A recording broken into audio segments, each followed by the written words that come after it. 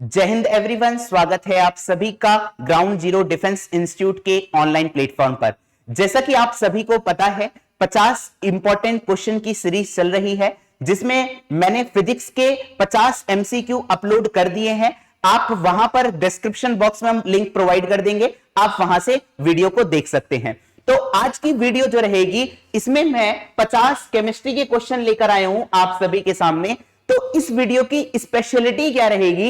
इस वीडियो में मैं 50 क्वेश्चन नहीं, एक क्वेश्चन के अंदर जो मैं आपको डिटेल इंफॉर्मेशन दूंगा, वहां से एक क्वेश्चन से कम आपके 4 क्वेश्चन तैयार होंगे। तो ये वीडियो जो है वो आप सभी के लिए बहुत ज्यादा इंपॉर्टेंट है। This is my promise to all of you. अगर आप ये वीडियो देखते हैं तो आपको केमिस्ट्री में कोई भी दिक्कत नहीं आएगी, आपको बस ये वीडियो अंत तक देखनी है। चलिए स्टार्ट करते हैं बच्चे। पहली जो स्लाइड है, इसमें आप ये देखेंगे कि यहां पर जो हमने क्वेश्चन कवर अप करे हैं, जो सबसे ज्यादा इंपॉर्टेंट चैप्टर्स होते हैं आपके केमिस्ट्री में, जैसे आपने एटॉमिक स्ट्रक्चर हो गया, केमिकल रिएक्शन से हर बार आपको क्वेश्चन देखने को मिलेगा, और कार्बन एंड कंपाउंड के भी क्वेश्चन देखने को मिलेंगे। तो यहां पर हमने 25 ऑब्जेक्टिव क्वेश्चन लेंगे। इसमें जो 25 में है, 10 केमिकल रिएक्शन के हैं, 10 कार्बन एंड कंपाउंड के हैं, और 5 आपके किसके हैं? एटॉमिक स्ट्रक्चर के क्वेश्चन हैं। क्लियर है सभी को? चलिए स्टार्ट करते हैं। पहला क्वेश्चन आपकी स्क्रीन पर ये रहा। तो बहुत ही प्यारा क्वेश्चन है, बहुत ही सिंपल सा क्वेश्चन से स्टार्ट करेंगे, फिर हम जैसे जैसे अपने लेवल को बढ़ाते रहेंगे। आप ये देखेंगे कि डेफिनेटली इस यूनिक वीडियो होने वाली है, सभी लोग बहुत अंत तक बने रहेंगे हमारे साथ। चलिए देखते हैं कि यहां पर the number of the saturated and unsaturated cyclohexane, मतलब साइक्लोहेक्सेन के अंदर कितने नंबर ऑफ अनसैचुरेटेड बॉन्ड या सैचुरेटेड बॉन्ड प्रेजेंट रहते हैं। तो इसके लिए आपको क्या पता होना चाहिए बच्चे? कार्बन एंड इट्स कंपाउंड में आपको पता है कि एल्केन का, अगर मैं बात करूंगा साइक्लो एल्केन का फॉर्मूला क्या होता है? CnH2n होता है। ठीक है, साइक्लोहेक्सेन है, हेक्सेन का मतलब कितने कार्बन आएंगे हमारे सामने? 6 कार्बन आएंगे। और साइक्लो है मतलब इनिशियल और फाइनल पॉइंट क्या करेगा? कॉन्साइड करेगा। बहुत बढ़िया सर, यहां पर हो गया आपके सामने कार्बन ऑक्यूपाई हो जाएगा। एक कार्बन की वैलेंसी कितनी है? 4, तो 2 तो इससे वैलेंट हो जाएंगे, और 2 हाइड्रोजन ये आएंगे, 2 हाइड्रोजन ये आएंगे, 2 हाइड्रोजन ये आएंगे। क्लियर है बात सभी को? तो जो सिंगल बॉन्ड होते हैं बच्चे, उन्हें हम क्या बोलते हैं? सैचुरेटेड बॉन्ड बोलते हैं। क्या बोलते हैं? Saturated bond. और सैचुरेटेड बॉन्ड को मैंने आपको कहा था, इनके मेल्टिंग पॉइंट जो होते हैं वो हमारे सामने कैसे होते हैं? ज्यादा, मतलब लॉन्ग स्ट्रक्चर बनाते हैं। तो आप ये देखेंगे इस कार्बन से कितने सिग्मा बॉन्ड बनेंगे या आप कितने सैचुरेटेड बॉन्ड बनेंगे? आपका आंसर क्या होगा? यहां पर 4 बनेंगे। 2 ये हाइड्रोजन के हो जाएंगे, 2 हाइड्रोजन ये, 4, 6, 8, 10 और 12, और ये कितने हो जाएंगे? ये हो जाएंगे आपके 12, 13, 14, 15, 16, 17 और 18। 18 आपके क्या हो गए? आपके सिंगल बॉन्ड हो गए। तो यहां पर आप ये देखेंगे 18 सैचुरेटेड बॉन्ड हो जाएंगे। कोई भी यहां पर अनसैचुरेटेड बॉन्ड या आप बोल सकते हैं डबल और ट्रिपल बॉन्ड प्रेजेंट नहीं है। तो यहां पर 0 नंबर ऑफ अनसैचुरेटेड बॉन्ड होंगे। तो कौन सा ऑप्शन हो जाएगा बच्चे? चार्ली ऑप्शन यहां पर सही हो जाएगा। आपको पता है बच्चे, जो साइक्लोहेक्सेन, साइक्लो एल्केन जो होते हैं आपके सामने, जो साइक्लो एल्केन होते हैं, उनके मेल्टिंग पॉइंट भी ज्यादा होते हैं, और दूसरा पॉइंट जो है उनकी डेंसिटी भी क्या होती है बच्चे? ज्यादा होती है। क्योंकि सिंपल सी बात है, वो क्या हो जाएगा? एक कॉम्प्लेक्स स्ट्रक्चर को फॉर्म करेगा, जिसकी वजह से उनका मेल्टिंग पॉइंट क्या कर जाता है? इंक्रीज कर जाता है। क्लियर? चलिए आगे बढ़ते हैं क्वेश्चन नंबर 2 की तरफ। Which of the following statement about diamond is are correct? Diamond के रिगार्डिंग कौन सा स्टेटमेंट सही है? सभी लोग देखेंगे जरा ध्यान से कि it is use to as a gem, बिल्कुल बात सही है। Jewellery, because of the ability to reflect the light, reflect करने की प्रॉपर्टी होती है किसके अंदर? डायमंड के अंदर। बात सही है। Good conductor of electricity? नहीं sir, bad conductor of electricity होता है, क्योंकि इसके अंदर कोई भी इलेक्ट्रॉन, फ्री इलेक्ट्रॉन नहीं होता है। अब किस लिए यूज करते हैं? कटिंग ग्लास के रूप में यूज करते हैं। Marble, stone and other hard material. It is use for drilling of the rocks. तो यहां पर आपके सामने तीसरा और चौथा स्टेटमेंट भी सही हो जाएगा। तो कौन सा ऑप्शन हो जाएगा यहां पर? पहला ऑप्शन सही हो जाएगा। चलिए अब इधर देखेंगे बच्चे, सभी लोग ध्यान से देखेंगे। जो भी मैं इंफॉर्मेशन दूंगा आप लोग उसको नोट डाउन करना चाहते हैं तो प्लीज नोट डाउन करिएगा उसको। डायमंड, डायमंड की आपको पता है कि इसमें जो कार्बन होता है वो क्या होता है, दूसरे कार्बन से ये क्या होता है, कोवेलेंटली लिंक्ड होता है। एक कार्बन जो सेंट्रल वाला होता है वो 4 कार्बन एटम से क्या होता है, आपके कोवेलेंटली लिंक्ड होता है। क्लियर। और आपको पता है ये जो कार्बन होता है ये आपका क्या होता है बच्चे, sp3 हाइब्रिडाइजेशन होता है इसका। और यहां पर जो बॉन्ड एंगल होता है वो कितना होता है बच्चे, बॉन्ड एंगल होता है आपके सामने 109 डिग्री 5 मिनट्स होता है। क्लियर। इसकी जो बॉन्ड लेंथ होती है, बॉन्ड लेंथ की अगर मैं बात करूंगा तो वो होती है 154 पिकोमीटर। क्लियर। तो डायमंड जो होता है बच्चे, इसमें जो कार्बन एटम होता है इसका स्ट्रक्चर जो होता है sp3 हाइब्रिडाइजेशन की वजह से इसका जो स्ट्रक्चर होता है वो कैसा स्ट्रक्चर होता है बच्चे, टेट्राहेड्रल स्ट्रक्चर होता है। मैं आपको जितनी भी इंफॉर्मेशन दे रहा हूं प्लीज बच्चे इसको साथ साथ नोट डाउन करते हुए चलें। क्लियर। अब डायमंड की अगर मैं बात करूंगा, डायमंड जो होता है ये आपका एज अ कटिंग टूल के रूप में यूज करते हैं। कटिंग टूल के रूप में जो यूज करते हैं वो क्यों यूज करते हैं, ध्यान से सुनिएगा। एक तो इसका मेल्टिंग पॉइंट बहुत ज्यादा होता है, दूसरा पॉइंट ये है कि ये केमिकली इनर्ट बिहेवियर को शो करता है। मतलब केमिकली इनर्ट का मतलब क्या है, ये जो होता है कि जल्दी से आपके सामने एडहेसिव बॉन्ड का फॉर्मेशन नहीं करता है, तो जिसकी वजह से जो हम यूज करते हैं वो फेरस मेटल की कटिंग के लिए यूज करते हैं डायमंड का। इस पॉइंट को नोट डाउन जरूर करेंगे बच्चे। ठीक है। दूसरा पॉइंट आप ये देखेंगे कि कटिंग टूल के रूप में यूज करते हैं, मतलब आप बोल सकते हैं नॉन फेरस मेटल के लिए हम डायमंड का यूज नहीं करेंगे क्योंकि वहां पर एडहेसिव बॉन्डिंग का फॉर्मेशन होता है, जिसकी वजह से ये जो डायमंड जो होता है ना बच्चे, डायमंड इसमें जो ग्रिट होता है वो बड़ा ही शानदार, मतलब फाइन ग्रिट होता है। ग्रिट जो होता है वो आपका डिसाइड करता है कि ये जो है ये आपका कैसी क्वालिटी का टूल है, इसके बेसिस पर हम क्या करते हैं, ग्रिड को डिफाइन करते हैं। क्लियर। आपने देखा होगा जैसे कटर जो यूज करते हैं तो उसमें ग्रिड आता है कि आपको 10 का चाहिए, 8 का चाहिए, तो इस तरीके से हम आपके सामने यूज करा जाता है। ठीक है। डायमंड के बारे में अगर हम और बात करेंगे बच्चे, तो डायमंड के बारे में आप ये देखेंगे कि बैड कंडक्टर ऑफ इलेक्ट्रिसिटी हो गया है। ठीक है। और क्या होता है बच्चे, ये एलोट्रोप ऑफ कार्बन होता है। क्या होता है बच्चे, एलोट्रोप ऑफ कार्बन होता है। ये वाला भी पॉइंट आपको नोट डाउन करना है। क्लियर। तो डायमंड के रिगार्डिंग जितनी भी इंफॉर्मेशन थी मैंने आपको दे दी है। आगे बढ़ते हैं क्वेश्चन नंबर 3 की तरफ। चलिए क्वेश्चन नंबर 3 क्या कह रहा है बच्चे। क्वेश्चन नंबर 3 की अगर मैं बात करूंगा तो आपको पता है कि विच of the following statement is incorrect, मतलब कौन सा इनकरेक्ट है। क्लोरोफ्लोरोकार्बन जो होते हैं responsible for the ozone layer depletion, बिल्कुल बात सही है। आपको पता है क्लोरोफ्लोरोकार्बन जो होते हैं एज अ रेफ्रिजरेंट के रूप में यूज करे जाते हैं। रेफ्रिजरेंट आपने देखा होगा, रेफ्रिजरेटर में जो कूलिंग का काम जो करता है वो रेफ्रिजरेंट होता है। और रेफ्रिजरेंट जो यूज करा जाता है, रिसेंटली जो यूज करा जा रहा है वो R134A यूज करा जाता है। ठीक है। रेफ्रिजरेंट क्या करता है, उसके थ्रू जो टॉक्सिक गैसेस जो निकलती हैं उसमें आपका क्लोरोफ्लोरोकार्बन होता है। जो ओजोन लेयर आपकी कहां पर पाई जाती है बच्चे, स्ट्रेटोस्फेयर के अंदर पाई जाती है, उसको क्या करता है, डिप्लीट करता है। बिल्कुल बात सही है sir. Green house gas is responsible for the global warming, global warming के लिए रेस्पॉन्सिबल है, बिल्कुल बात सही है। ग्रीन हाउस गैस कौन कौन सी होती है, मैंने आपको क्लास में, ऑफलाइन क्लास में बहुत अच्छे से बता रखा है। इसकी ट्रिक भी मैंने आपको याद कराई थी। ओ सी मीना का जलवा, थोड़ा फील लेकर बोलेंगे, ओ सी मीना का जलवा। ओ से क्या हो जाएगा बच्चे, ओजोन हो जाएगा। सी से CFC हो जाएगा। मी से मीथेन हो जाएगा। ना से नाइट्रस ऑक्साइड हो जाएगा। का से कार्बन डाइऑक्साइड हो जाएगा। और जलवा से क्या हो जाएगा बच्चे, जलवाष्प, या हम इसको वाटर वेपर बोलेंगे। These all are the green house gases. Clear. अब तीसरा पॉइंट पढ़ते हैं। Acid rain is mostly because of the oxide of the nitrogen और sulphur.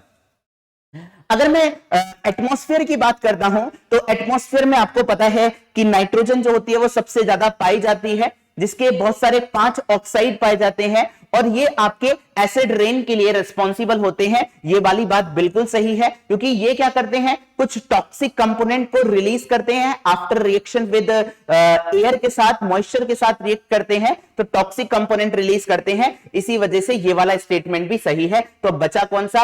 Ozone layer does not permit. बहुत ध्यान से सुनिएगा, इस पॉइंट को मैं यहां पर स्टार लगा रहा हूं। Ozone layer does not permit the infrared radiation. ये कह रहा है कि ओजोन लेयर जो होती है बच्चे, जो आपकी स्ट्रेटोस्फेयर के अंदर पाई जाती है, वो आपकी अल्ट्रावायलेट रे को क्या करती है? एब्जॉर्ब करती है। बाकी जो आपकी रेज होती हैं उसमें जो इलेक्ट्रोमैग्नेटिक वेव जो होती हैं, आपकी इंफ्रारेड, MRI, UVX, मैंने आपको कहा था these all are the non mechanical wave होती हैं, तो इनको क्या करती है? अलाउ करती है, मतलब परमिट करती है। और यहां पर लिखा है डज नॉट परमिट, तो ozone layer does not permit, यही स्टेटमेंट क्या हो जाएगा बच्चे? गलत हो जाएगा। मतलब ऑप्शन कौन सा हो जाएगा यहां पर? डेल्टा ऑप्शन यहां पर सही हो जाएगा। क्लियर है बच्चे? आगे बढ़ेंगे नेक्स्ट क्वेश्चन की तरफ, क्वेश्चन नंबर 4 की तरफ। क्वेश्चन नंबर 4 क्या कह रहा है, सुनेंगे सभी लोग ध्यान से। विच of the following statement about antiseptic is correct? Correct पूछ रहा है ना। एंटीसेप्टिक आपको पता है क्या होते हैं? एंटीसेप्टिक का मतलब यह है कि जो क्या करें, हमारे सामने एज अ जो जर्म्स होते हैं उनको मारने के लिए, बैक्टीरिया जो होते हैं, फंगल वगैरह, उनको किल करने के लिए यूज करा जाता है, एंटीसेप्टिक्स यूज करे जाते हैं। क्लियर? अब अगला पॉइंट देखेंगे बच्चे, kill prevent and growth of the prevent the growth of the micro organism. ये भी वाली बात बिल्कुल सही है। It can be applied to the skin, apply करते हैं। आपने देखा होगा बोरिक पाउडर हो गया आपके सामने, है ना, बोरिक पाउडर हो गया, बोरो प्लस क्रीम आती है, वो भी आपकी एज अ एंटीसेप्टिक के रूप में यूज करा जाता है।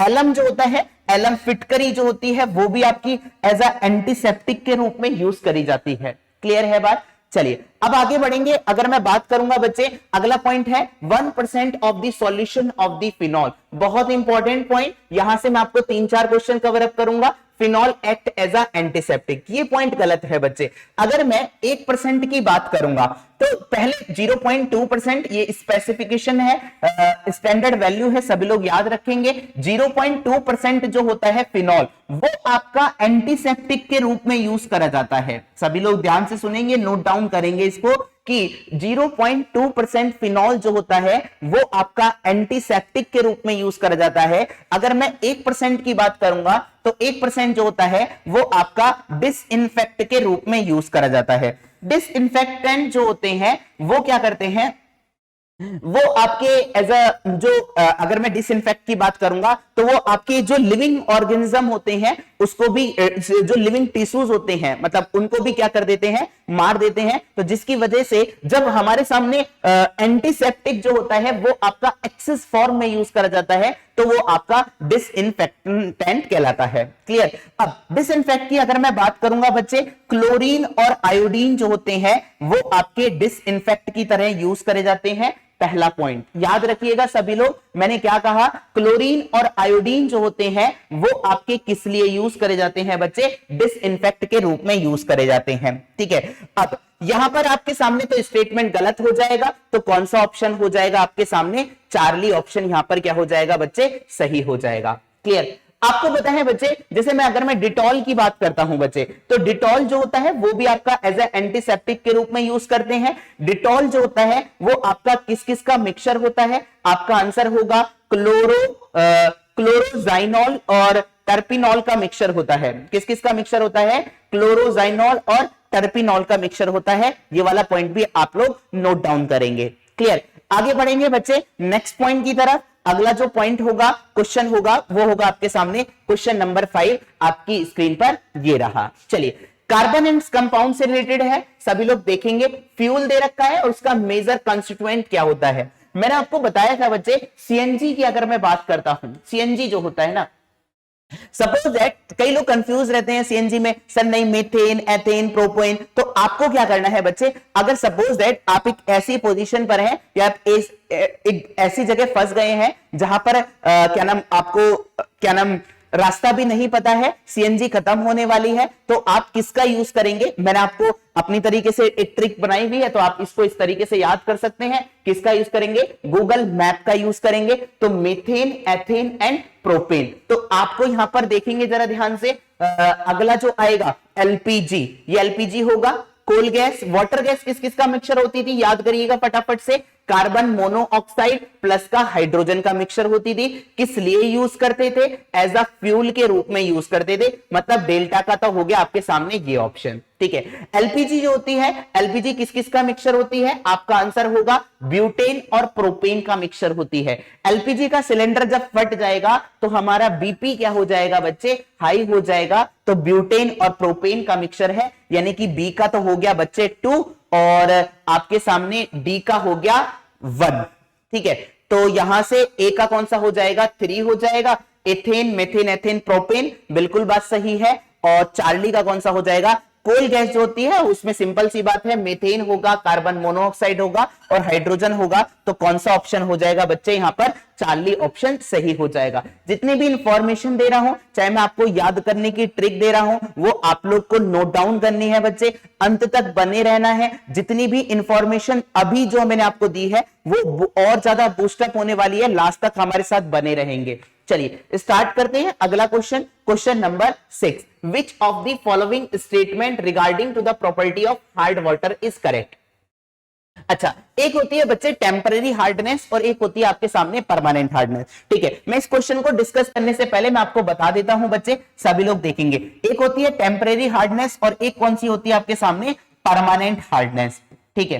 टेम्पररी हार्डनेस जो होती है वो आपके सामने, मतलब हार्डनेस का मतलब क्या है कि अगर वाटर जो है वो सोप के साथ क्या कर रहा है, लेदर का फॉर्मेशन नहीं कर रहा है, तो मतलब हार्ड वाटर है, क्लियर। अब यहां पर आप देखेंगे टेम्पररी हार्डनेस जो होती है ये किसकी वजह से होती है, आपका आंसर होगा सोडियम और मैग्नीशियम की क्या होते हैं, कार्बोनेट और बाइकार्बोनेट्स यूज करे जाते हैं। किसकी वजह से होती है, आपका आंसर होगा सोडियम और मैग्नीशियम के कार्बोनेट और बाइकार्बोनेट की वजह से होती है। ये वाला पॉइंट आपको याद रखना है, NaHCO3 का whole twice, clear, sodium magnesium और कैल्शियम की वजह से, ठीक है। अब यहां पर अगर मैं बात करूंगा टेम्पररी हार्डनेस जो होती है वो किसके द्वारा रिमूव करी जाती है, आपका आंसर होगा, एक तो होता है क्लार्क्स मेथड। नॉर्मली सबसे पहले हम सिंपल बात करेंगे, सिंपल मैं बात करूंगा तो सबसे पहले आप उसको क्या कर दीजिए बच्चे, बॉइल कर दीजिए, मतलब बॉइलिंग जो है वो टेम्पररी हार्डनेस को रिमूव करेगा। बॉइलिंग करेंगे तो इसको क्या बनेगा, यहां पर Na2CO3 बन जाएगा या CaCO3 बन जाएगा, CO2 प्लस का H2O, मतलब इसका Na2CO3 का क्या हो जाएगा, प्रेसिपिटेट बन जाएगा, तो उसको हम छानकर क्या कर लेंगे, अलग कर लेंगे, ठीक है। अगला पॉइंट जो है उसका नाम है बच्चे आपके सामने क्लार्क्स मेथड। क्या नाम है बच्चे, क्लार्क्स मेथड। क्लार्क्स मेथड जो होता है ये भी आपकी टेम्पररी हार्डनेस को रिमूव करने के लिए होता है, और इसी मेथड को हम एक और नाम से जानते हैं, आपका आंसर होगा, इसी मेथड को हम क्या बोलते थे बच्चे, जो वो होता है ना, क्या नाम इसको बोलते हैं, कौन सा मेथड बोलते हैं आपके सामने, जियोलाइट प्रोसेस के नाम से भी जानते हैं। किस नाम से जानते हैं बच्चे, जियोलाइट, यस, जियोलाइट प्रोसेस भी बोलते हैं। आयन एक्सचेंज मेथड जो होता है, इसमें क्लार्क्स मेथड में हम करते क्या है, इसमें जो आपका जो कार्बोनेट्स है उसमें हम करते क्या है, उसके अंदर हम मिला देते हैं बच्चे लाइम वाटर। क्या मिला देते हैं बच्चे, लाइम वाटर मिला देते हैं। तो लाइम वाटर जो है वो किस लिए यूज करा जाता है, आपका आंसर होगा टेम्पररी हार्डनेस को रिमूव करने के लिए यूज करते हैं, क्लियर।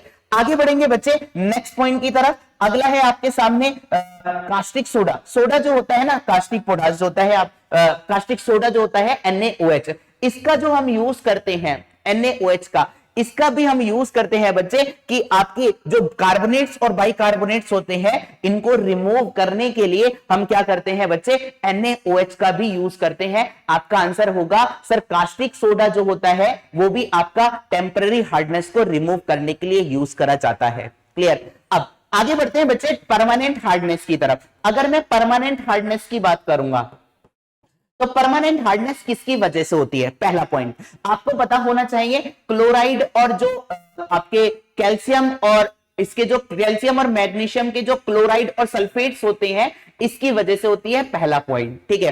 क्लोराइड और सल्फेट की वजह से होती है, पहला पॉइंट। दूसरा पॉइंट क्या है आपके सामने, परमानेंट हार्डनेस जो होती है, जो रिमूव करी जाती है वो किस मेथड के थ्रू रिमूव करी जाती है? आपका आंसर होगा sir Na2CO3, sir sodium carbonate जो होता है वॉशिंग सोडा जिसे हम बोलते हैं, जिसमें 10 वाटर मॉलिक्यूल्स पाए जाते हैं, इसकी सहायता से हम क्या करते हैं बच्चे? रिमूव करते हैं परमानेंट हार्डनेस को। परमानेंट हार्डनेस की अगर मैं बात कर लेता हूं, अगर आप देखेंगे आपने कहा दिया CaSO4 प्लस का, मैंने Na2CO3 यहां से रिएक्शन कराएंगे तो क्या बन जाएगा बच्चे? CaCO3 का प्रेसिपिटेशन बन जाएगा, plus sulphur dioxide gas liberate कर दीजिएगा, प्लस आपके सामने जो भी फॉर्मेशन होगा, मतलब कार्बन कैल्शियम के कार्बोनेट का क्या बनेगा बच्चे? प्रेसिपिटेट बनेगा। क्लियर है बच्चे? अच्छा, परमानेंट हार्डनेस जो होती है वो किसके द्वारा रिमूव करते हैं? आपका आंसर होगा NaOH के द्वारा भी रिमूव करते हैं। बहुत ध्यान से सुनिएगा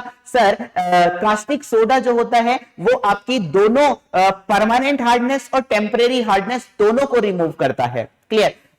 अब पढ़ते हैं बच्चे, अपने क्वेश्चन की तरफ आते हैं। हार्ड वाटर के रिगार्डिंग क्या सही है? Temporary hardness of water due to the presence of the soluble calcium और मैग्नीशियम के हाइड्रोजन कार्बोनेट, बिल्कुल बात सही है। Temporary hardness can be remove by boiling, बिल्कुल बात सही है। सर तीसरा है कैलगन्स मेथड। अगर मैं कैलगन्स की बात करता हूं बच्चे, कैलगन्स जो होता है ये होता है आपका सोडियम हेक्सा मेटाफॉस्फेट जिसे हम बोलते हैं, इसका ये कैलगन्स का मिक्सचर होता है, ये सॉल्ट होते हैं आपके, apply to the remove temporary hardness of the water. ये वाला पॉइंट भी सही है। कैलगन्स मेथड जो होते हैं इसमें जो सॉल्ट यूज करे जाते हैं वो आपके टेम्पररी और परमानेंट दोनों को रिमूव करते हैं। ठीक है, permanent hardness can be removed by Clark's method. Sir ये गलत है, मैंने अभी बताया आपको क्लार्क्स मेथड किस लिए यूज करते हैं? टेम्पररी हार्डनेस को रिमूव करने के लिए यूज करते हैं। तो आपका आंसर आ गया होगा बच्चे फर्स्ट, सेकंड एंड थर्ड। तो यहां पर कौन सा ऑप्शन हो जाएगा बच्चे? ब्रेवो ऑप्शन हो जाएगा। प्लीज वीडियो को लाइक भी जरूर करिए,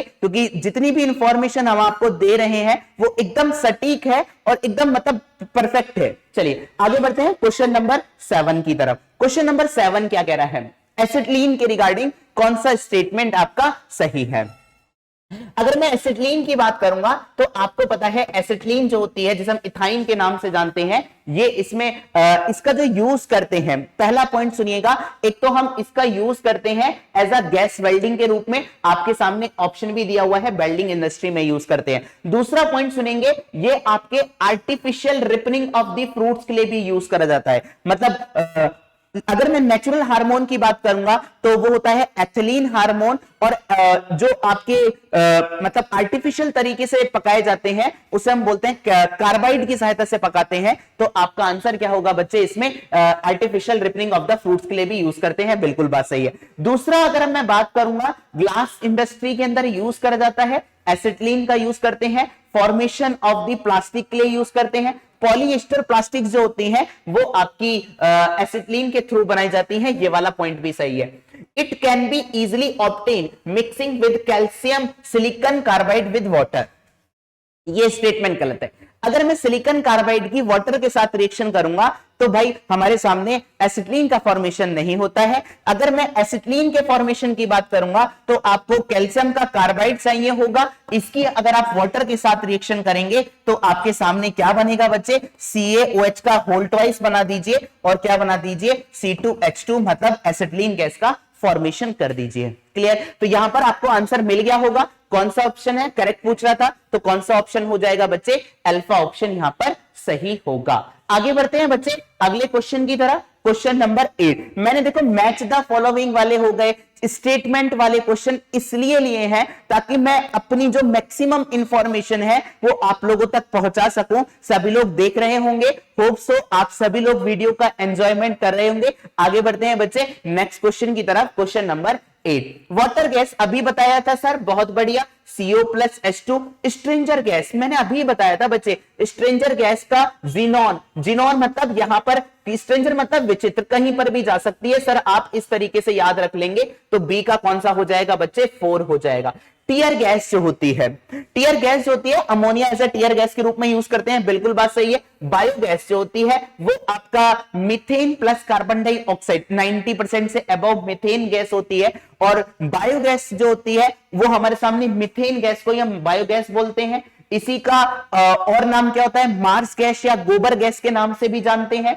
टीयर गैस जो होती है, इसमें नाम इसका टीयर गैस है, पर इसमें आंसू नहीं आते हैं बच्चे। इसमें जो टीयर गैस का जो केमिकल नेम होता है वो होता है आपका अल्फा क्लोरो एसिटोफिनॉन। क्या होता है बच्चे, अल्फा क्लोरो एसिटोफिनॉन। तो आपको इसका भी आंसर मिल गया होगा, डेल्टा का 2 हो जाएगा, 30 ए का 3rd हो जाएगा, बी का 4 हो जाएगा। तो कौन सा ऑप्शन हो जाएगा बच्चे, ब्रेवो ऑप्शन सही हो जाएगा।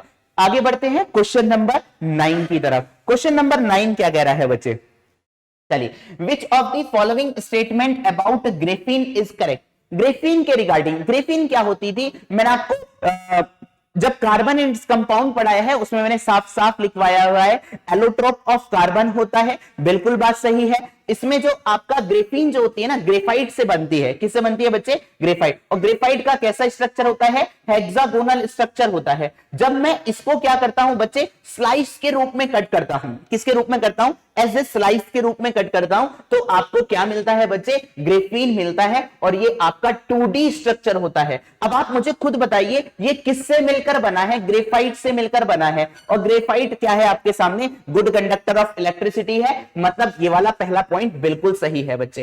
It is one of the thinnest. देखो थिनेस्ट का मतलब है कि स्लाइस के रूप में करते हैं, बिल्कुल बात सही है। दूसरा पॉइंट भी सही है। It is entirely made up of silicon. नहीं सर, सिलिकॉन से नहीं बनी होती है। मैंने अभी बताया बच्चे कि ये किससे मिलकर बनी होती है, एलोट्रोप ऑफ कार्बन है। Carbon as a main constituent यहां पर यूज करा जाता है। इसका यूज करते हैं electrode, required torch, screen, LCD, organic LED, इन सब में इसका यूज करा जाता है। क्योंकि गुड कंडक्टर ऑफ इलेक्ट्रिसिटी है, तो यहां पर आपके सामने कौन सा ऑप्शन हो जाएगा बच्चे, 1 to 4, मतलब कौन सा ऑप्शन हो जाएगा, ब्रेवो ऑप्शन सही होगा। क्लियर। आगे बढ़ते हैं बच्चे क्वेश्चन नंबर 10 की तरफ। चलिए, क्वेश्चन नंबर 10 क्या कह रहा है, फिर आगे आपके सामने मैच द फॉलोइंग का क्वेश्चन। और मेरे हिसाब से यहां पर जो आपका ये वाला जो कार्बन एंड इट्स कंपाउंड का ये लास्ट क्वेश्चन है। 10 क्वेश्चन लाया हूं और 10 क्वेश्चन में मैंने आपको पूरा चैप्टर बहुत आसानी से कवर अप कराया और इतनी ज्यादा इंफॉर्मेशन दी है कि आप आसानी से क्वेश्चन को अटेम्प्ट कर सकते हैं। अगर इन केस 1% ऐसा होता है कि आपसे क्वेश्चन नहीं बनता है तो आप ऑप्शन एलिमिनेशन मेथड लगा सकते हैं। चलिए स्टार्ट करते हैं question number 10। Sodium bleaching powder जो होता है, ठीक है, वॉशिंग सोडा अभी बताया था सर किस लिए यूज करते थे, रिमूव द परमानेंट हार्डनेस, मतलब डी का हो गया सर 2 ऑप्शन। ठीक है, अब डी का 2 आ रहा है अल्फा और चार्ली में। ठीक है, सी का 4 है sodium hydrogen carbonate as a soda acid fire extinguisher. Bleaching powder जो होता है वो एज अ डिसइंफेक्टिंग वाटर के रूप में यूज करते हैं। ब्लीचिंग पाउडर का जो फॉर्मूला होता है CaOCl2 होता है। बी का 1 हो गया, बी का 1 हो गया, सी का 4 हो गया, तो कौन सा ऑप्शन हो जाएगा बच्चे, अल्फा ऑप्शन सही हो जाएगा। सोडियम हाइड्रोक्साइड जो होते हैं जिसे हम कास्टिक सोडा बोलते हैं, इसमें जो होता है आपका Na जो होता है वो आपका सोप बनाने, क्योंकि इसका सोपी नेचर के होते हैं, मतलब सॉफ्ट टच के होते हैं, जिसकी वजह से हम इसका यूज करते हैं सोप और डिटर्जेंट बनाने में यूज करते हैं। ठीक है, अब अगर मैं बात करूंगा बच्चे कि सोप और डिटर्जेंट, सोप जो होते हैं वो आपके पामेट्स होते हैं, सोडियम पामेट्स का भी यूज करते हैं सोप के फॉर्मेशन के लिए। बाकी आपको पता है डिटर्जेंट्स क्या होते हैं, आपके अमोनियम सॉल्ट होते हैं, ammonium salt long chain ammonium salts होते हैं। ठीक है, आगे बढ़ेंगे बच्चे नेक्स्ट क्वेश्चन की तरफ, क्वेश्चन नंबर 11 की तरफ। क्वेश्चन नंबर 11 क्या कह रहा है, चलिए अब आपके सामने यहां पर 11 वाला क्वेश्चन, अब आपके सामने केमिकल रिएक्शन वाला पार्ट आ चुका है बच्चे। अब यहां से जो 11 से स्टार्ट होने वाले हैं वो केमिकल रिएक्शन के टॉपिक स्टार्ट होंगे। 11 से लेकर 20 तक पूरी केमिकल रिएक्शन चलेगी। चलिए इधर देखते हैं, which of the are connection with carbon dioxide. अच्छा, कार्बन डाइऑक्साइड जो होती है आपको पता है वो आपकी कैसी होती है, पॉइजनस होती है। बिल्कुल बात सही है, क्योंकि कार्बन डाइऑक्साइड जहां पर भी होगी आप वहां पर ज्यादा देर तक स्थिर नहीं रह सकते हैं, आपको बेचैनी सी होने लगेगी। तो मतलब पहला ऑप्शन बिल्कुल सही है। दूसरा पॉइंट है एसिडिक ऑक्साइड। सर ये गलत है, क्योंकि कार्बन डाइऑक्साइड जो होता है वो एसिडिक बिहेवियर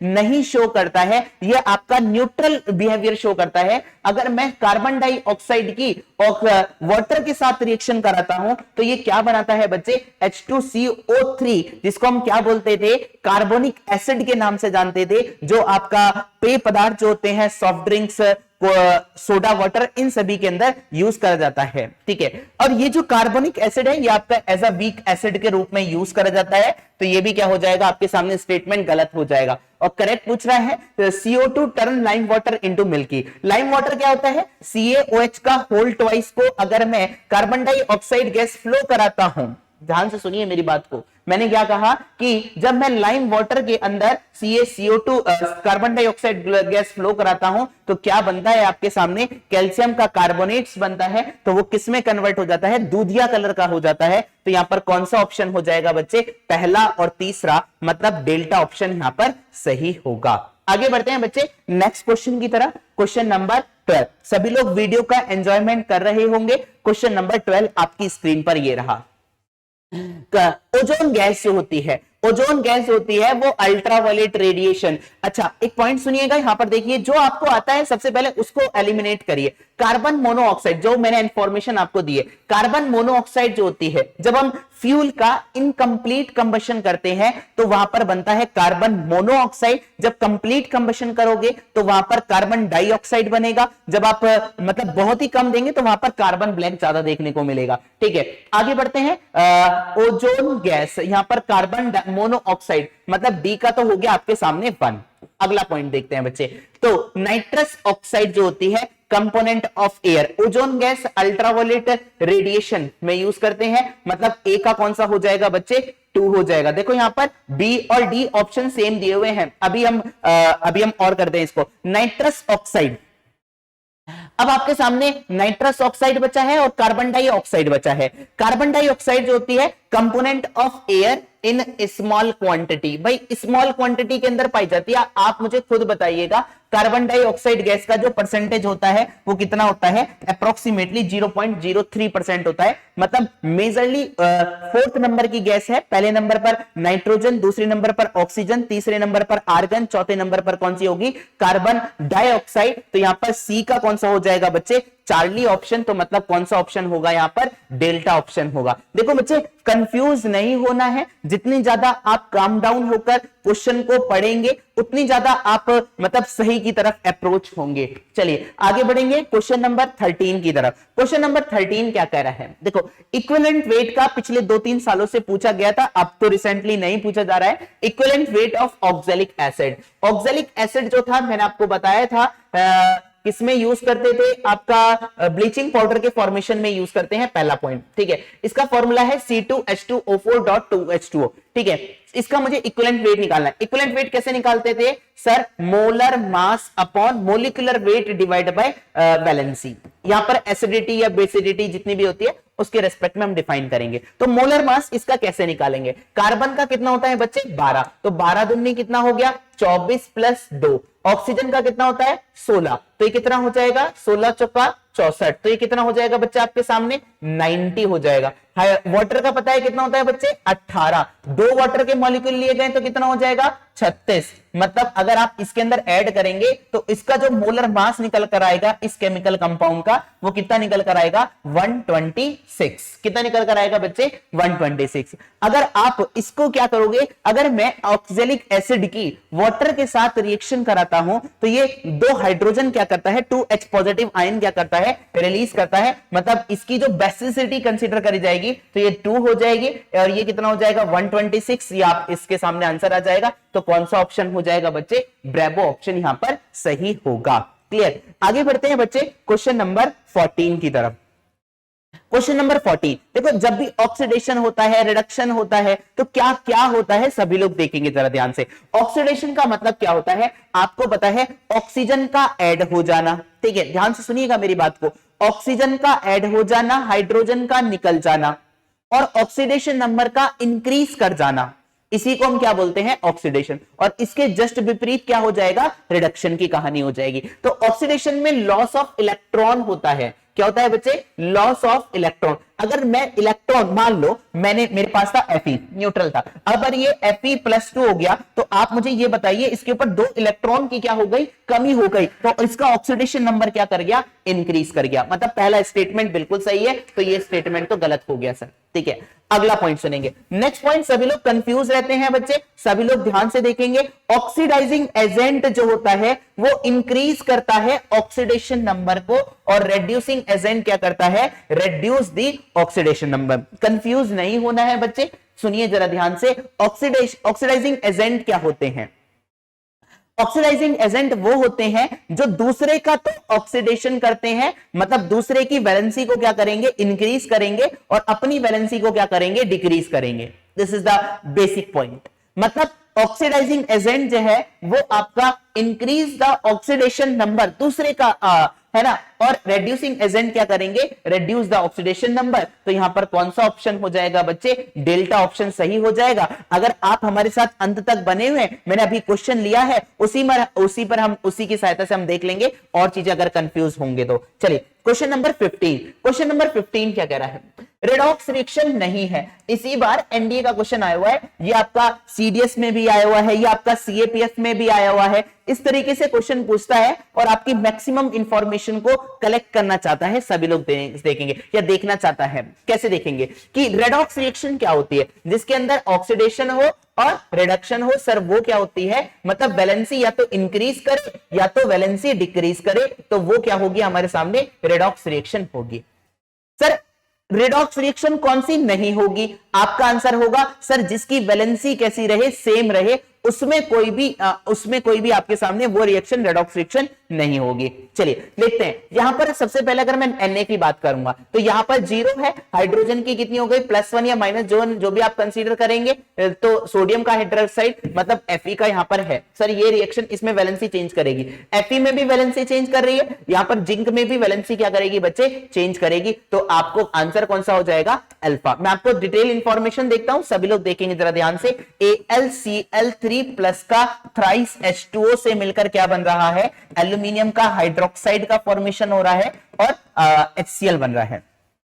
अगर मैं एल्यूमिनियम की बात करूंगा तो एल्यूमिनियम की वैलेंसी कैसे निकालते थे? एक न्यूट्रल कंपाउंड है, Cl की क्लोरीन की कितनी होती है? हेलोजन ग्रुप की बच्चे -1, तो यहां पर कितना हो जाएगा? 3 × 1 = 0 +-1, तो x की वैल्यू कितनी आ गई? +3। मतलब यहां पर एल्यूमिनियम की वैलेंसी कितनी है बच्चे? +3। अब हम यहां पर देखते हैं, अगर यहां पर एल्यूमिनियम की वैलेंसी +3 आ गई तो ये रिएक्शन रेडॉक्स रिएक्शन नहीं होगी। चलिए x मान लिया, प्लस ये कितना हो गया? 3, ऑक्सीजन का 2 + 1 दैट इज इक्वल टू 0। तो यहां पर ये कितना आ जाएगा बच्चे? यहां पर एल्यूमिनियम की जो वैलेंसी है स्टिल रिमेन सेम, यहां पर कितनी है बच्चे?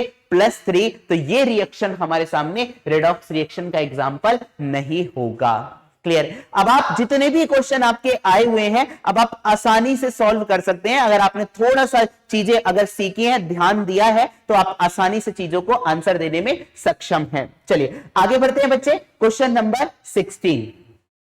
How many moles of the CO can be obtained when 2 mole of the methane react with 2 mole of the oxygen? ठीक है, इसमें बड़ा कंफ्यूजन है कई लोगों का क्वेश्चन ऑफलाइन स्टूडेंट्स में कई लोग पूछते हैं कि सर किस तरीके से होगा, तो आप मोल वाले क्वेश्चन देखेंगे किस तरीके से होंगे। मेथेन हाफ ऑक्सीजन के साथ रिएक्शन कर रही है, कार्बन मोनोऑक्साइड बना रही है। अगर मैं सिंपल बात करूंगा, 1 mole of the methane form the 1 mole of the CO। ठीक है, 2 मोल लिए हैं तो हमारे सामने कितने मोल आ जाएंगे? 2 मोल आ जाएंगे, मतलब आंसर हो जाएगा अल्फा। बट नहीं, ऐसे आंसर नहीं देंगे। आंसर कैसे देंगे? सबसे पहले आपको यह देखना है इन दोनों में से लिमिटिंग रिएजेंट कौन सा है। मेरी वर्ड को बहुत ध्यान से सुनिएगा, मैंने क्या बोला है। इसमें सबसे पहले आपको यह ध्यान देना है कि यहां पर लिमिटिंग रिएजेंट कौन सा है, उसके बेसिस पर मैं पहचानूंगा कि कौन सा आपका यहां पर कितने नंबर ऑफ मोल CO के फॉर्मेशन होंगे। ठीक है, यहां पर 1 मोल ऑफ मीथेन है और हाफ मोल किसके हैं? ऑक्सीजन के। कितने मोल बना रहे हैं बच्चे? 1 मोल बना रहे हैं CO के। देखते रहिएगा बच्चे जरा ध्यान से। ठीक है, तो अगर मैं बात करूंगा 2 मोल किसके? मीथेन के होंगे, तो वो भी क्या करेंगे बच्चे? 2 मोल बनाएंगे किसके? कार्बन मोनोऑक्साइड के। बिल्कुल बात सही है। बट अगर मैं ऑक्सीजन के रिस्पेक्ट में बात करूंगा तो हाफ मोल कितना बना रहा है? 1।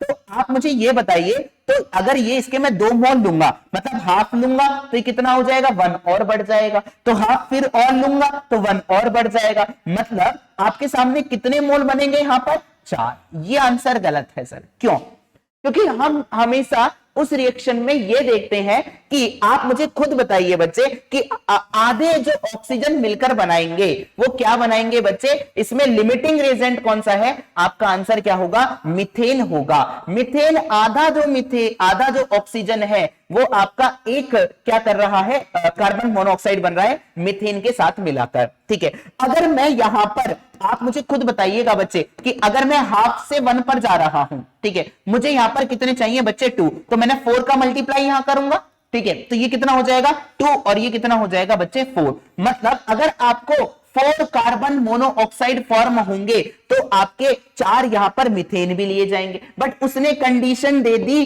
कि सर मीथेन का जो नंबर ऑफ मोल्स रहने चाहिए वो 2 ही रहने चाहिए sir, this is the limiting reagent. तो उसके बेसिस पर हम पहचानेंगे, तो आपका आंसर आ जाएगा बच्चे कौन सा हो जाएगा यहां पर, अल्फा ऑप्शन सही हो जाएगा। ठीक है, मैं आपको इस क्वेश्चन का आंसर और भी तरीके से देख सकता हूं, चलिए देखेंगे। हाफ मीथेन की मैंने ऑक्सीजन के साथ रिएक्शन कराई, कार्बन मोनोऑक्साइड बनाया प्लस का हाइड्रोजन। सर मीथेन का आप मुझे ये बताइए मोलर मास कितना होता है? मीथेन का मोलर मास होता है सर 12 और 4 16 ग्राम। 16 ग्राम कितना बना रहा है? कार्बन का 12 हो गया, ये 16 हो गया, मतलब 28 ग्राम CO प्रोड्यूस कर रहा है। क्लियर? अब उसने कहा कि मुझे 2 मोल किसके चाहिए? मीथेन के। 2 मोल का मतलब क्या है? 32 ग्राम जो है वो कितने ग्राम CO प्रोड्यूस करेगा? आप मुझे खुद बताइए। अगर 16 28 प्रोड्यूस कर रहा है तो 32 ग्राम कितने प्रोड्यूस करेगा? सर 32 गुणा 28 बटे 16 मतलब क्या हो जाएगा? 56 ग्राम क्या करेगा? प्रोड्यूस करेगा। क्लियर है बात? अब आपको पता है बच्चे ये 56 ग्राम क्या निकल कर आया है? कार्बन मोनोऑक्साइड का मास निकल कर आया है, पर आपसे क्या पूछ रहा था? Sir number of moles calculate निकालने के लिए बोल रहा था। तो नंबर ऑफ मोल्स हम कैसे निकालेंगे बच्चे? आप मुझे खुद बताएंगे नंबर ऑफ मोल्स कैसे निकालेंगे? Mass upon molar mass. तो आंसर कौन सा हो जाएगा बच्चे? 2, मतलब कौन सा ऑप्शन होगा? अल्फा ऑप्शन सही होगा। बट जब आप ऑक्सीजन की सहायता से निकालेंगे तो वहां पर 4 आएंगे, फिर हमें क्या कंसीडर करना होगा? Limiting reagent. तो आपका आंसर कौन सा हो जाएगा? अल्फा ऑप्शन सही होगा। बहुत प्यारा क्वेश्चन था, अच्छा क्वेश्चन था, सीडीएस 2018 में आया हुआ था। चलिए आगे बढ़ते हैं क्वेश्चन नंबर 17 की तरफ। डालडा घी से मुझे क्या बनाना है? वेजिटेबल ऑयल, मतलब ऑब्टेन करनी है। वेजिटेबल ऑयल से वेजिटेबल घी बनाते हैं। सर आपको बहुत अच्छे से पता है बच्चे, मैंने आपको हाइड्रोजनेशन रिएक्शन पढ़ाई है, इसमें वेजिटेबल ऑयल किसमें कन्वर्ट हो जाता है? वेजिटेबल घी में कन्वर्ट हो जाता है। मतलब आप क्या बोलेंगे? अनसैचुरेटेड बॉन्ड किसमें कन्वर्टेड हो जाएंगे? सैचुरेटेड में कन्वर्ट हो जाएंगे। और जिनको डाइजेस्ट करने में क्या होती है? सैचुरेटेड कंपाउंड को या सैचुरेटेड जो आपके फूड आइटम्स होते हैं उनको डाइजेस्ट करने में क्या होती है? दिक्कत होती है। ठीक है, अब अनसैचुरेटेड से मतलब एल्कीन किसमें कन्वर्ट होगा बच्चे? एल्केन के अंदर कन्वर्ट होगा। अगर एल्कीन एल्केन के अंदर कन्वर्ट होगा तो मुझे इसमें क्या ऐड करना पड़ता है? हाइड्रोजन ऐड करनी पड़ती है, जिस वजह से मैं इस रिएक्शन को क्या बोलता हूं? हाइड्रोजनेशन रिएक्शन बोलता हूं। और इसमें जो कैटलिस्ट यूज कर जाते हैं, जितने भी वर्ड मैं बोल रहा हूं, एक एक क्वेश्चन आपका पूछा जा चुका है। इसमें निकल और पैलेडियम आपके क्या यूज करे जाते हैं बच्चे? एज अ कैटलिस्ट के रूप में यूज करे जाते हैं। क्लियर है बच्चे? आगे बढ़ते हैं। हाइड्रोलिसिस मतलब वाटर के साथ रिएक्शन करा देना। ऑक्सीडेशन मतलब क्या हो जाना? ऑक्सीजन का ऐड हो जाना। सर ओजोनिलिसिस, ओजोनिलिसिस जो होती है, अगर मैं ओजोनिलिसिस की बात करूंगा तो ओजोन जो होता है वो जनरली एल्कीन और या बोल सकते हैं अनसैचुरेटेड कंपाउंड जो होते हैं एल्कीन और एल्काइन के साथ रिएक्शन करता है, तो इस रिएक्शन को हम बोलते हैं ओजोनिलिसिस रिएक्शन के नाम से जानते हैं। तो ये भी पॉइंट आपको क्लियर हो गया होगा। तो यहां पर कौन सा ऑप्शन होगा बच्चे? 17 का चार्ली ऑप्शन। ठीक है, आगे बढ़ते हैं बच्चे 18 की तरफ। 18 क्या कह रहा है? The number of moles of the oxygen gas for the complete combustion of the 1 mole of the glucose। तो आपको जब भी इस तरीके का क्वेश्चन आ जाए तो सबसे पहले आप रिएक्शन लिखिए बच्चे, फिर उसको बैलेंस करिए, फिर उसके बाद आप ये देखिए कि आप किस तरीके से कैलकुलेट कर सकते हैं, नंबर ऑफ मोल्स निकालने क्या निकालना है, तो मास अपॉन मोलर मास लगाएं। फिर आपको थोड़ा बहुत जुगाड़ लगाना होगा, मतलब अगर आपके सामने थोड़ी सी भी रीजनिंग एबिलिटी, आप लोग चीजें भूल भी गए हैं बट आप चीजें कनेक्ट कर सकते हैं ऑप्शन की सहायता से। चलिए इधर देखते हैं बच्चे, अगर मैं किसकी बात करता हूं, ग्लूकोज की। ग्लूकोज की अगर मैं बात करूंगा, इसका फॉर्मूला क्या होता है, C6H12O6। अगर मैं इसकी ऑक्सीजन के साथ रिएक्शन कराऊंगा, ठीक है, तो क्या बनता है बच्चे, यहां पर 6CO2 बनता है, प्लस का 6 वाटर का फॉर्मेशन होता है। तो यहां पर आपको ध्यान देना है कि यहां पर ये 6 दूनी 12, ठीक है, और 6 और 6 12, और ये कितना हो जाएगा 18। 18 के लिए मुझे यहां पर 6 का मल्टीप्लाई करना पड़ेगा, तो कितने नंबर ऑफ मोल, एक नंबर ऑफ मोल जो है किसका, ग्लूकोज का, किसके साथ रिएक्शन कर रहा है, 6 mole of the oxygen.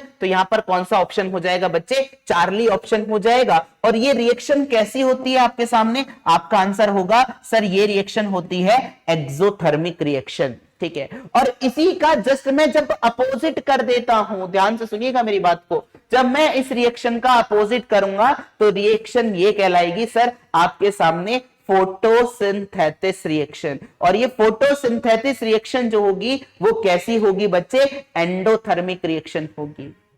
Clear है बात। चलिए आगे बढ़ते हैं बच्चे क्वेश्चन नंबर 19 की तरफ। अच्छा 19 में क्या है, सभी लोग ध्यान से देखेंगे बच्चे, है ना। अगर आयरन के पास ऑक्सीजन आ रहा है तो दिस इज द ऑक्सीडेशन, इसका क्या हो जाएगा, रिडक्शन। भाई ऑक्सीजन हट रहा है, सिंपल सा दिखाई दे रहा है। अगर मुझे मतलब एक कॉमन सेंस लगाना है तो मेरा कॉमन सेंस यही कहता है सर यहां पर ऑक्सीडेशन हो रहा है, यहां पर रिडक्शन हो रहा है। सर जिसका ऑक्सीडेशन होता है वो क्या होता है बच्चे, रेड्यूसिंग एजेंट की तरह बिहेव करता है।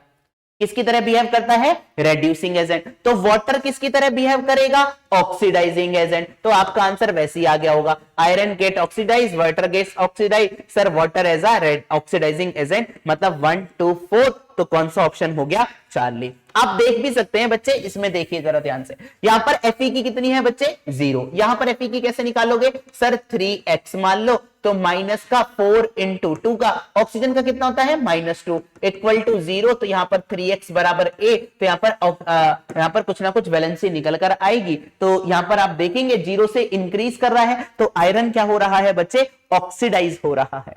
क्या हो रहा है बच्चे, ऑक्सीडाइज, ठीक है ना। ठीक है, समझ में आया सभी लोगों को, एक बार मुझे सभी लोग बताएंगे कि कितने लोगों के समझ में आ रहा है चीजें। चलिए आगे बढ़ते हैं, केमिकल रिएक्शन का लास्ट क्वेश्चन है 20 नंबर का। देखेंगे कि विच of the following statement regarding about change. मैंने जब आपको फिजिकल चेंज पढ़ाया था और केमिकल चेंज पढ़ाया था, फिजिकल चेंज में मैंने आपको ये कहा था ये आपके कैसे होते हैं, इरिवर्सिबल होते हैं। केमिकल चेंज कैसे होते हैं आपके, केमिकल चेंज कैसे होते हैं आपके, सॉरी, इरिवर्सिबल होते हैं। और फिजिकल चेंज कैसे होते हैं बच्चे, रिवर्सिबल होते हैं। क्लियर। अच्छा पहला पॉइंट। अब आप मुझे खुद बताइए, फिजिकल चेंज जब भी होता है तो इसमें कोई भी नए सब्सटेंस का फॉर्मेशन नहीं होता है। केमिकल चेंज में नए सब्सटेंस का फॉर्मेशन होता है। यहां पर मास क्या रहता है बच्चे, कंजर्व रहता है। क्लियर है ना बात, सुनते रहिएगा जरा ध्यान से, ठीक है। फिजिकल चेंज की अगर मैं बात करूंगा तो आपको पता है कि जैसे सेब का अगर मैं 2 पार्ट में कट करूंगा तो वो क्या होगा, आपके सामने एक फिजिकल चेंज होगा, ठीक है। मतलब जिन्हें हम क्या कर सकते हैं, रिवर्स कर सकते हैं। This is the physical change. Burning of candle is a reversible change. भाई कैंडल को अगर आप जला देंगे, ध्यान से सुनेंगे बच्चे, तो क्या ये रिवर्सिबल होगा, क्या आप उस कैंडल को जो आपकी ओरिजिनल स्टेट में थी, क्या आप उसको ला पाएंगे, नहीं सर। ध्यान से सुनिएगा मेरी बात को, तो ये आपका क्या हो जाएगा, burning of candle irreversible change होगा सर, रिवर्सिबल नहीं होगा। और इसमें हमें करेक्ट स्टेटमेंट पूछ रहा है sir, boiling of water, boiling of water is the irreversible change. Simple सी बात है, बॉइल ऑफ वाटर करेंगे, वेपर बनेगा, कंडेंसेशन हो जाएगा। तो यहां पर ये भी पॉइंट हमारा क्या है, हमारे सामने रिवर्सिबल है। अच्छा ये इरिवर्सिबल लिखा है, ये भी स्टेटमेंट गलत हो गया sir. Bursting of the balloon, balloon का फट जाना, अगर बैलून फट गया, ठीक है, तो क्या वो दोबारा अपनी ओरिजिनल स्टेट में आ सकता है, नहीं आएगा सर।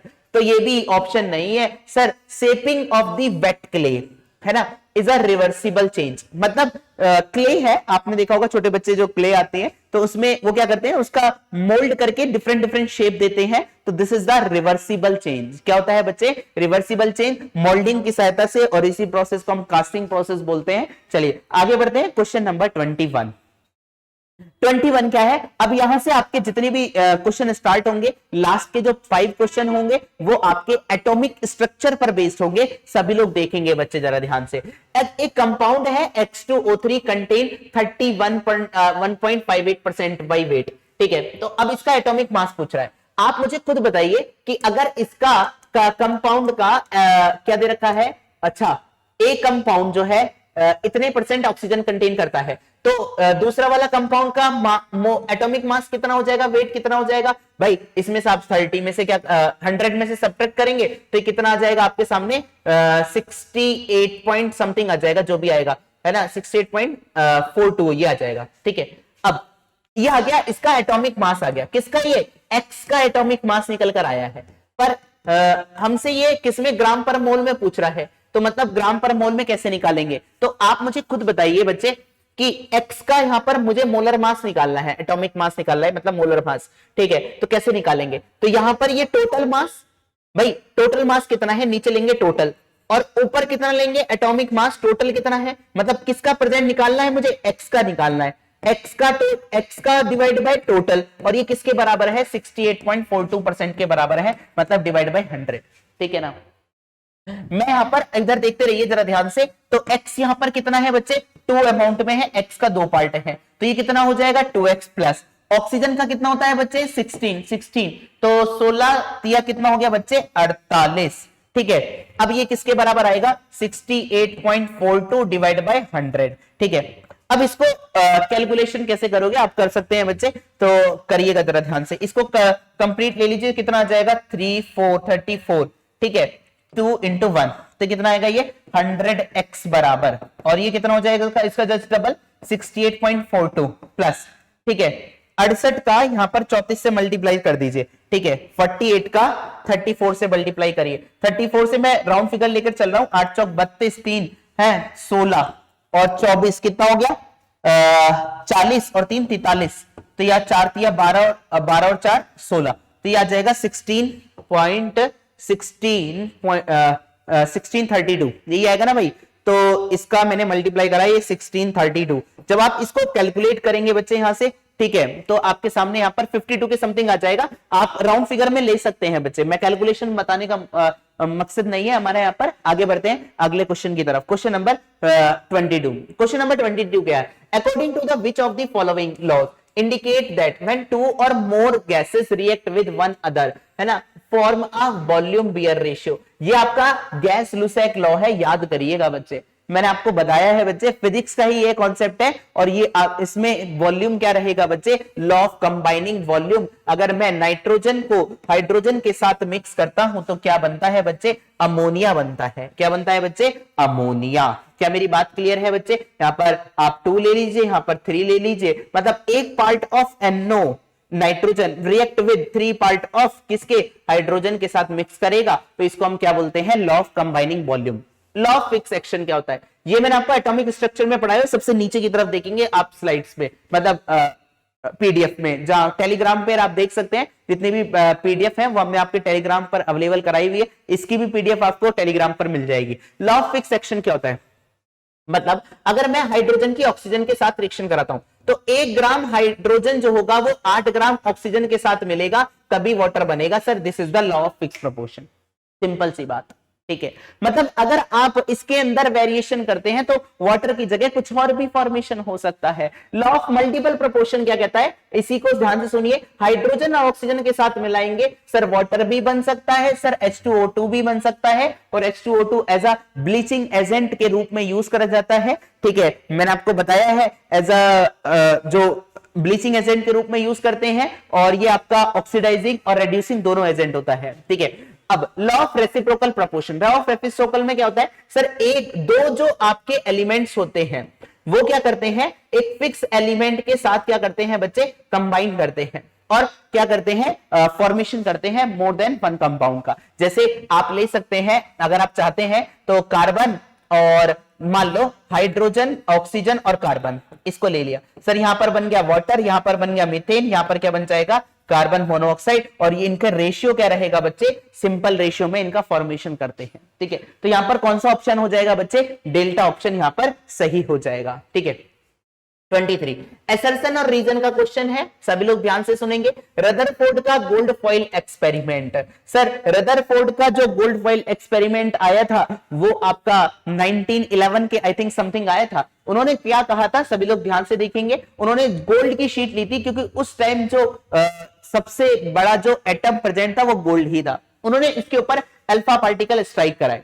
उन्होंने जब अल्फा पार्टिकल स्ट्राइक कराए तो उन्होंने देखा mostly number of alpha particle pass through this foil.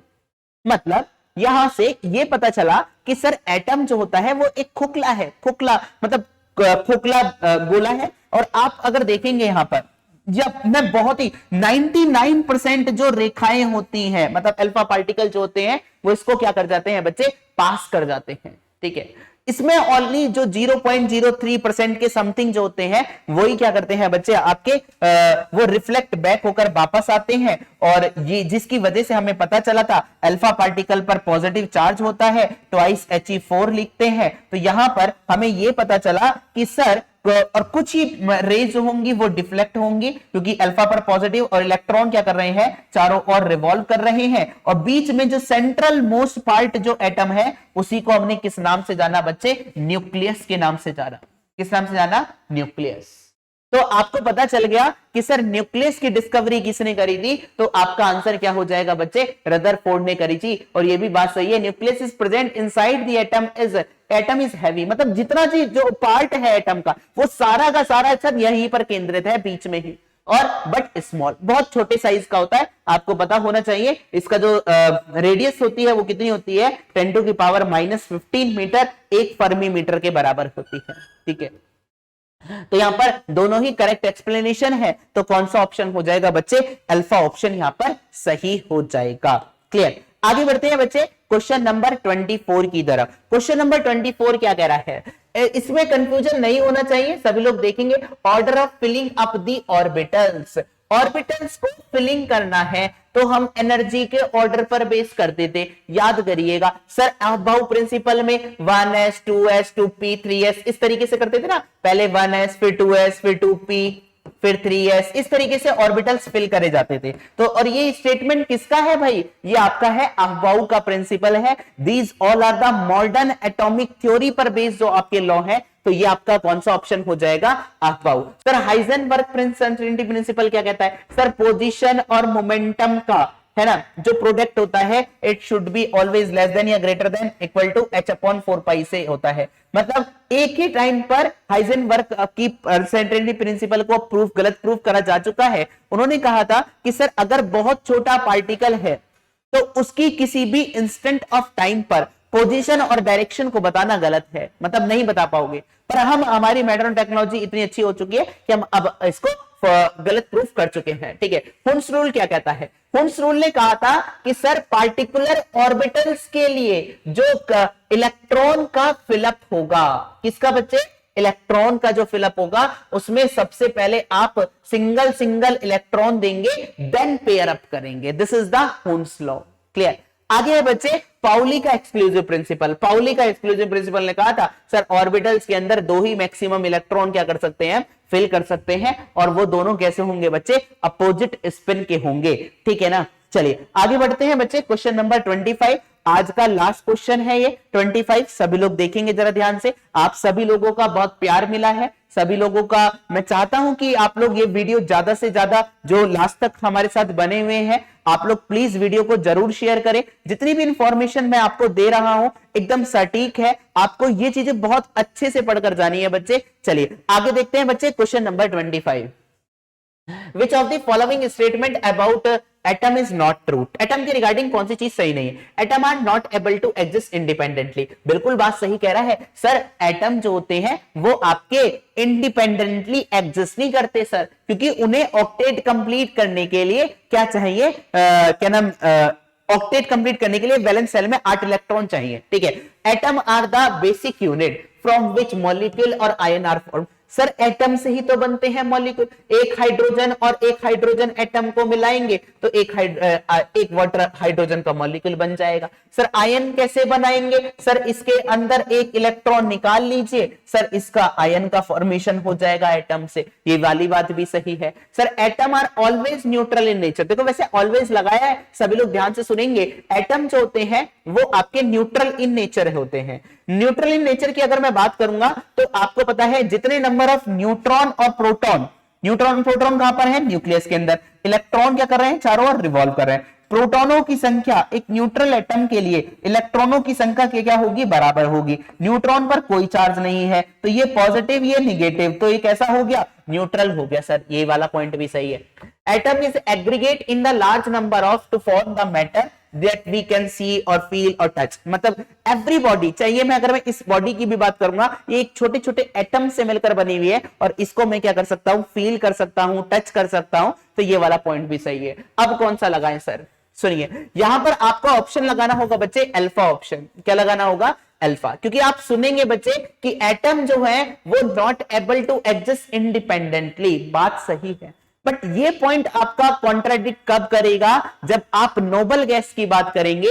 Noble gas जो होता है, जो आपका पीरियोडिक टेबल में हम कल लेंगे इसके क्वेश्चन, 18th ग्रुप जो है उसके अंदर जो हीलियम, नियोन, आर्गन, ये सारे जो होते हैं ये आपके क्या होते हैं बच्चे, ये आपकी नोबल गैस होती है और ये आपकी इंडिपेंडेंटली मतलब नेटिव स्टेट या फ्री स्टेट में क्या करते हैं बच्चे, एग्जिस्ट करते हैं। तो होप सो आप सभी लोगों को इंफॉर्मेशन पसंद आई होगी। जितनी भी इंफॉर्मेशन मैंने आपको दी है बच्चे, वो सारी आप लोगों के एग्जाम लास्ट मोमेंट पर मैं आपको यही कहना चाहूंगा कि सबसे पहले आपको ये देखना है कि चीजें किस तरीके से हमें सीक्वेंस का, आप किसी भी टीचर से पढ़ें, बट आपको ये देखना है कि हमें चीजें कनेक्टिवली किस तरीके से पढ़नी है, ये आपको बहुत ध्यान रखना है। सही इंफॉर्मेशन कलेक्ट करनी है। तो मैं आप सभी लोगों से एक बार अंतिम समय में यही बोलना चाहूंगा, लास्ट मोमेंट पर यही बोलूंगा कि प्लीज जितनी भी हमारी जो ये एफर्ट्स हैं, जितने भी सभी टीचर्स लोग एफर्ट्स लगा रहे हैं, आप लोग उसको प्रोत्साहन देते रहें, क्योंकि इससे हमें भी एक अलग ही मोटिवेशन मिलता है।